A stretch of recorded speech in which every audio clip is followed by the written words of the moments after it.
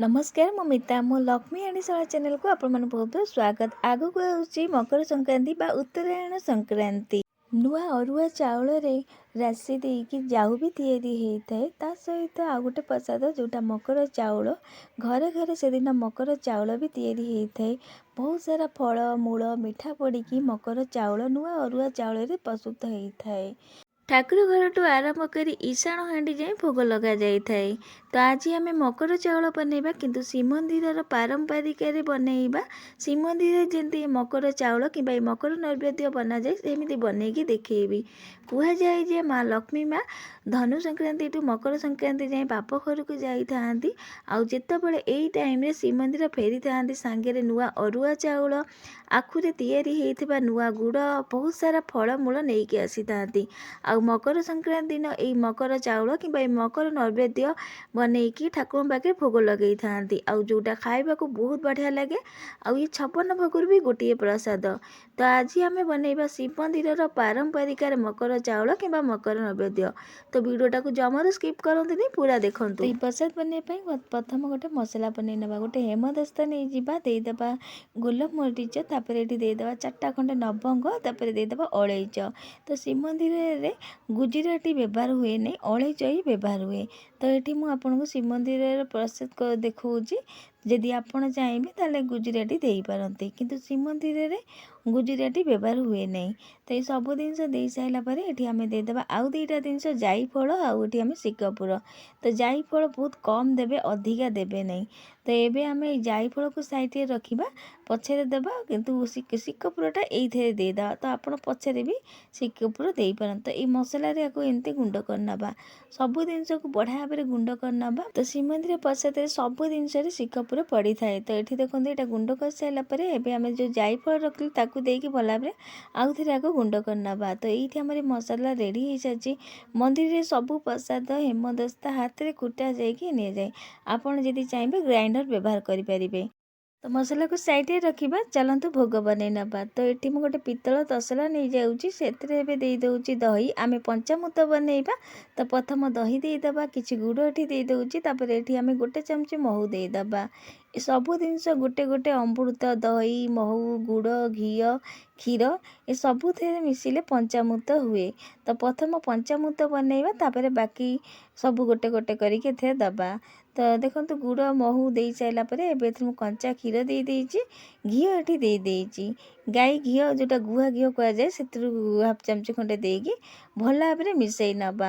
IT आम ready हो गला पंचामृत। तो ये गोटे कप दही देती। तो जी दही देती से मुझे दही देवी नहीं। तो क्षीर गुड़ ये कम देती तो आगू आउ गुड़ देवी। तो ये आम पंचामृत रेडी हो सारी। तो ये आम गोटे गोटे जिनस ये दबा। तो प्रथम ये चाउल दबा। तो ये गोविंद चाउल नहीं जोटा खीरी चाउल कहुए।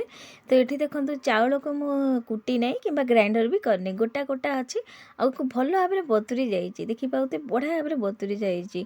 मंदिर में ग्राइंडर व्यवहार हुए नहीं कि जो मकर चाउल को ग्राइंडर तो जमा करा जाए नहीं हाथ में दला जाए कि हेमदस्ता व्यवहार करदे हाथ में कुटा जाए भी नि जाए। किंतु ये मकर चाउल हाथ में एमती दलिकी ही बनइले प्रसादटा बहुत बढ़िया लगे। तो आपड़ जदि चाहिए ग्राइंडर व्यवहार करेंगे आपको ग्राइंडर करके भी नहीं पारती दरदरा कर ग्राइंडर करेंगे। तो मुझे चाउल को बढ़िया भाव बतुरी देती चाउल बढ़िया भाव बतुरी जाइए बतुरा चाउल ये देदेबा आपको हाथ में बढ़िया भाव मकची हाथ को भल भाव परिष्कार कर धोई आएगी आपको हाथ में पंचामृत बढ़िया भाव मकचिया जमी चाउल गोटे गोटे करके सब भांगीज। देखो चाउल बढ़िया भाव भांगी जाइए आगू आउ जो सब जिन मिस धीरे धीरे चाउल आहरी भी भांगीज। तो ये बढ़िया भाव चाउल को मिसई सारापर ये मुझे दूसरी क्षीर सर यहाँ घर तैयारी क्षीर सर जोटा को आम कहूँ मलाई कहूँ से गोटा को मुझे नहीं। तो क्षीर सर दे सारापर ये दे दूसरी छेना जोटा गोटे कप पाखापाखि हम गोटे कप रु अधिका हम छेना यहाँ घर तैयारी।